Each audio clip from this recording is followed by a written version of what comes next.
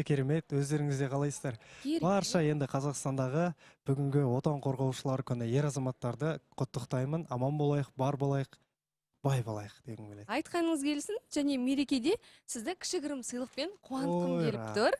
Таза өнімдері енді үйде күнделікті қолданып жүретін өнім деуге болады, және соның ішінде бұл жерде толық бокс деуге болады. Ең пайдалысын айта кетейін, ақ киімді ағартып, бұдан әрі және дақ кетіретін құралдар.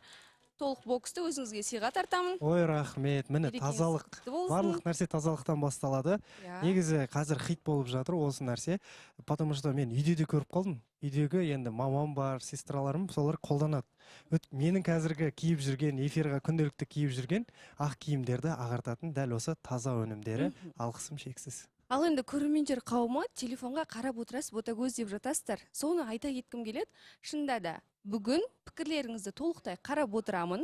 Таза өнімін қолданатын жандар болса, өздеріңіздің оқиғаларыңызды немесе осы таза өнімнен алған пайдалы дүниелеріңізді жаза кетіңіздер. Және дәл осындай боксты осы көрермендердің де арасында сыйға тартатын боламын.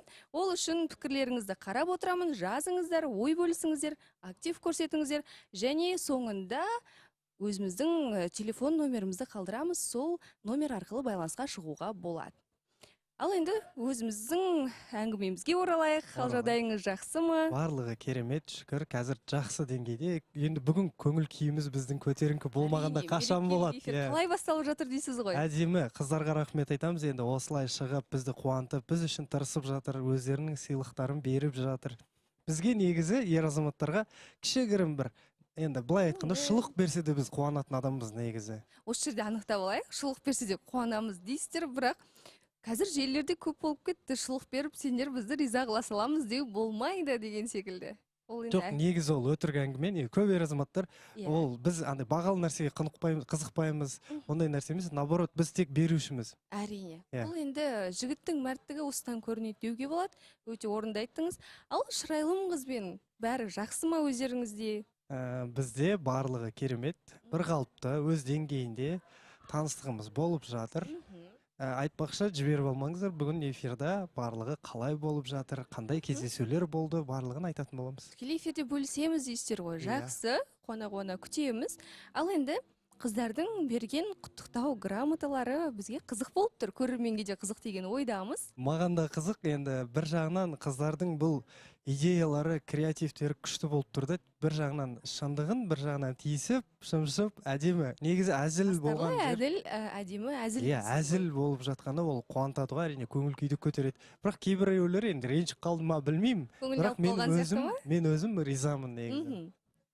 Жақсы. Ал енді өзім айтып өткендей, құрметті көрермен, жазыңыздар, пікірлеріңізді білдіріңіздер, және таза туралы толықтай жазған пікірлеріңізді мен барлығын қарап отырамын. Соның арқасында дәл осындай бокстың жеңімпазы өзіңіз атанасыз, міндетті түрде қолыңызға жеткізіп беретін боламыз.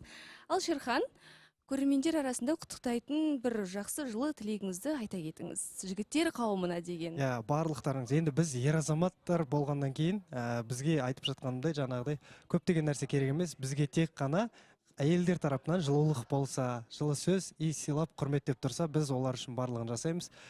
Барлықтарыңызды қайтадан шын жүректен құттықтаймын. Отан қорғаушылар күні жасай берсін, аман болайық. Әрине.